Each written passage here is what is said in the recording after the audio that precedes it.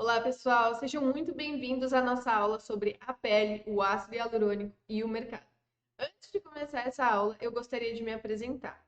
Meu nome é Carline Marques Penha, eu sou estudante de biomedicina e atualmente estou cursando o quarto semestre do curso. E eu sou colaboradora Belcol Cosméticos e trabalho como auxiliar de pesquisa e desenvolvimento. E eu sou apaixonada pela cosmetologia. Ah, e é claro, a gente tem que ter um hobby, né? Então, o meu hobby é ser professora de inglês nas horas vagas.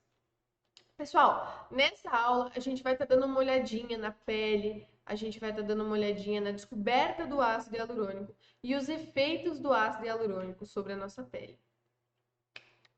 Antes de tudo, eu sei que vocês já tiveram essa aula na faculdade de anatomia, certo? Mas a gente vai estar dando uma pincelada só por cima para que a gente possa entender um pouquinho melhor do como funciona o ácido hialurônico na pele. Então, vamos lá. A pele, ela então vai ser conhecida como o maior órgão do corpo humano. E a sua principal função vai ser delimitar o meio interno do meio externo. Ela vai ser então responsável por não permitir que os micro-organismos entrem na pele. Ela então vai ser organizada em três camadas: a epiderme, a derme e a hipoderme. A primeira delas, então, é a epiderme. Ela vai ser conhecida como a nossa barreira protetora.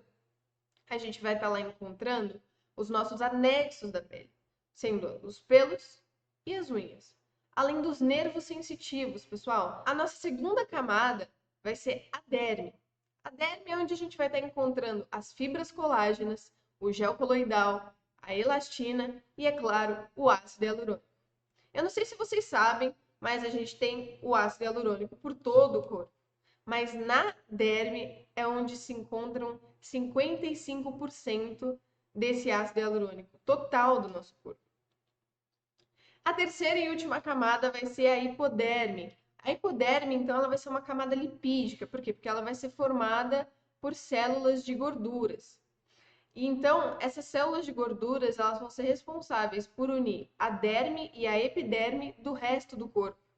E a espessura dessa hipoderme vai variar de pessoa para pessoa.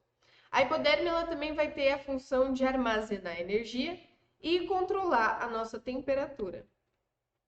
Pessoal, falando agora um pouquinho sobre o envelhecimento cutâneo, nós temos dois tipos de envelhecimento cutâneo: o intrínseco e o extrínseco. O intrínseco, ele vai ser aquele envelhecimento esperado, no qual as fibras colágenas elas vão estar diminuindo, gerando as rugas.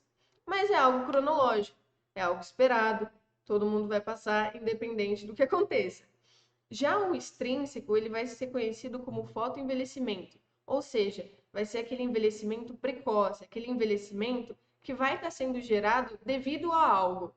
Ou seja, pode ser pelas luzes, pode ser pela poluição, pode ser pelo ar-condicionado, entre diversos outros fatores do meio externo. Independente se é envelhecimento intrínseco ou extrínseco, a gente vai estar vendo o declínio do ácido hialurônico. Aqui eu trouxe para vocês 4 cortes histológicos para a gente estar dando uma analisada. Então, antes de tudo, eu gostaria de explicar para vocês o que significa, como que eu posso ler isso, tá? Essas partes coloridas vão ser as nossas conexões das fibras colágenas e do preenchimento cutâneo como em geral. Então, aqui nessa primeira imagem, a gente vai ter uma pessoa de aproximadamente de 40 anos, por aí. A gente pode ver que as fibras colágenas, esse preenchimento cutâneo dessa pessoa, tá muito bom. Ou seja, tá tendo ali uma ligação muito boa. Já na segunda foto, pessoal, a gente vai ter uma pessoa de 50 a 59 anos. Dá para ver que existe uma quebra desse preenchimento cutâneo. Na terceira foto, pessoal, olha só como já está diferente. Provavelmente é uma pessoa de 60 a 69 anos. E o preenchimento cutâneo ele já está bem fragmentado. E na última foto a gente tem um fragmentado completo, né, pessoal? Basicamente tá tudo quebrado aí. Então essa pessoa vai ter aproximadamente 70 a 79 anos, com preenchimento cutâneo bem desgastado. Agora falando um pouquinho sobre a cronologia da nossa diminuição e aumento de ácido hialurônico. A gente sabe que até os 20 anos nós temos bastante ácido hialurônico, bastante colágeno e bastante elastina. Ou seja, o nosso preenchimento cutâneo é perfeito, quase sem rugas e quase sem marcas de expressões. Dos 25 aos 29 anos, vamos começar, o nosso corpo, né, ele começa a diminuição da produção de ácido hialurônico. Ou seja, vai começar a introduzir as nossas ruguinhas. A partir dos 30 anos, existe um enfraquecimento na função da barreira da pele. Ou seja, os radicais livres eles vão estar disponíveis, eles vão estar entrando na nossa pele com mais facilidade. Dos 31 aos 50 anos, as fibras de preenchimento da pele elas começam a ficar mais debilitadas. Ou seja, mais fácil ainda dos radicais livres entrarem na nossa pele. E dos 60 anos em diante, acontece uma perca gigante da densidade do contorno facial. Ou seja, aproximadamente 40% da nossa pele, ela se enfraquece. Então, a gente começa a perder o ácido hialurônico de um tempo para outro. As funções básicas do ácido hialurônico no nosso corpo vão ser reter água, manter a elasticidade, manter o volume para a pele. Por quê? Porque ele vai estar formando uma reserva de água na pele. E além de que a molécula do ácido hialurônico ela vai ser capaz de absorver mais de 1000 vezes o seu peso em moléculas de água. E vai ter uma influência na proliferação celular e no reparo dos tecidos, entre diversas outras coisas, porque o ácido hialurônico ele é uma molécula muito, muito complexa. Agora, falando um pouquinho sobre a história do ácido hialurônico, a gente vai estar vendo tanto o de uso tópico quanto o de uso injetável, mas para que a gente possa ver essa história do ácido hialurônico, a gente vai voltar especificamente para 1934. Então, pessoal, em 1934, dois cientistas conhecidos como Carl Mayer e John Palmer, eles estavam fazendo umas pesquisas na Universidade de Colômbia, localizada em Nova York, e até que em um de seus estudos eles decidiram isolar in vitro uma substância retirada do glóbulo ocular de um bovino.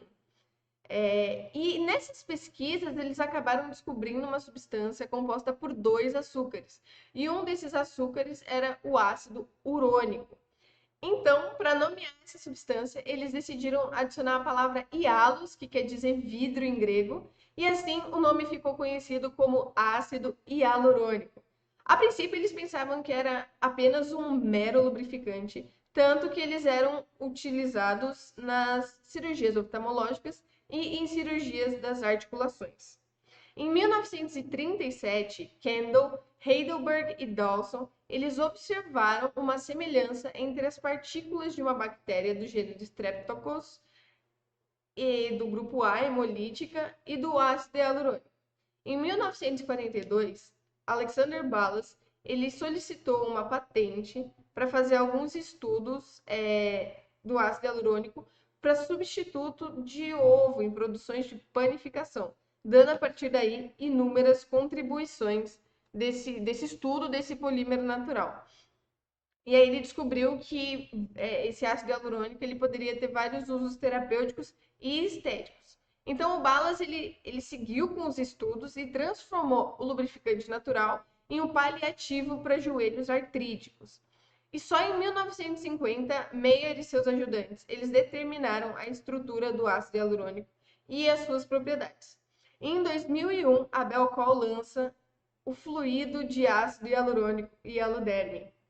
E para finalizar essa linha do tempo, em 2003, Food and Drug Administration dos Estados Unidos, mais conhecida como FDA, ela aprovou o primeiro ácido hialurônico de preenchimento cutâneo para rugas e dobras nasolabiais, pessoal.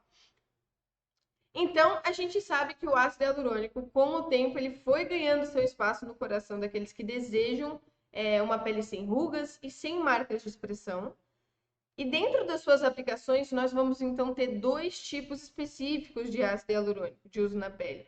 Vamos ter o de uso injetável e o de uso tópico. Os injetáveis, eles vão ser responsáveis por aprimorar a qualidade da pele de uma forma mais ampla, além de preencher os déficits de volume. Então, ele vai estar sendo focado para corrigir aquela ruguinha indesejável ou até mesmo melhorar o contorno facial. O único problema é que ele se torna um pouco limitado pelo devido valor agregado e ele não vai poder ser aplicado por alguns profissionais da área estética. Já os procedimentos de ácido hialurônico de uso tópico, todo profissional da saúde pode e deve abusar das suas aplicações e eles já são mais acessíveis, então eles vão estar alcançando uma população maior. O ácido hialurônico de uso tópico ele vai ser voltado para retenção de água para manter a umidade natural e proteger os tecidos do ressecamento e do envelhecimento. Os produtos de ácido hialurônico eles vão ser indispensáveis para lidar com os problemas, digamos assim, do dia a dia, que vai ser a poluição, a temperatura, o ar-condicionado, outras questões como a luz azul, o computador, né, a luz do computador, para que a gente possa evitar o nosso envelhecimento extrínseco. Pessoal, o ácido hialurônico ele vai ter uma ação diretamente influenciada pelo comprimento das cadeias de biopolímeros, sendo nada mais, nada menos do que polímeros biodegradáveis, além de estimular a renovação celular, a síntese de colágeno e de elastina e promover a hidratação. E é claro, pessoal, dá aquela aparência jovial que a gente tanto ama. O ácido hialurônico ele vai ter uma incrível capacidade de puxar as moléculas em até 1000 vezes o seu tamanho. Ele vai também ser responsável pela hidratação da pele, como eu tinha dito. E vai também ajudar o processo de cura da pele.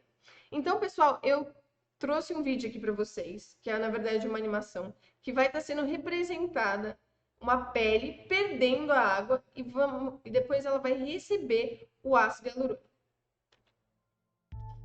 Então aqui a gente pode ver, pessoal, a pele perdendo, né, a água e assim vai começar a formar as rugas, as depressões, as linhas de expressão, até que surge o ácido hialurônico, no qual quando ele é colocado na pele, por ter esse efeito preenchedor, ele vai fazer com que a pele seja preenchida de um jeito rápido e eficaz.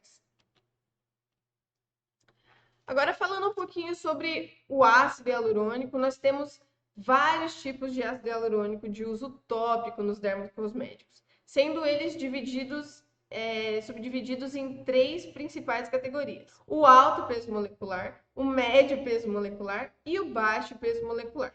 O alto peso molecular vai agir na superfície da pele, então ele não vai deixar a pele perder água. O médio peso molecular, ele vai ter poder de agir diretamente na camada córnea. Já o baixo peso molecular, ele vai ter o maior alcance, ele vai agir então nas camadas mais profundas da pele. Mas isso a gente vai falar um pouco mais sobre esse assunto nas próximas palestras. E com esses pesos moleculares, nós encontramos uma infinidade de nomenclaturas de ácido hialurônico, sendo eles o booster de ácido hialurônico, o vetorizado em silício e em outros elementos, o nanoencapsulado, a tecnologia de drones cosméticos, o sal sódico, o sal potássico, o lipodisperso, o ácido hialurônico-like. Dentro desse ácido hialurônico-like, a gente vai estar encontrando o ligométrico, o quarterizado e o hidrolisado. Enfim, é uma lista grande e existe um verdadeiro arsenal de nomenclaturas e é sempre bom estarmos por dentro do que o mercado tem nos oferecer para que a gente possa sim fazer boas escolhas. Então, pessoal, não deixem de conhecer as multifuncionalidades do ácido hialurônico e as suas indicações. Bom, pessoal, é isso. Eu espero realmente que vocês tenham gostado da aula sobre a pele, o ácido hialurônico e o mercado. E não deixem de conferir os outros vídeos sobre o ácido hialurônico. Obrigada. Tchau, tchau.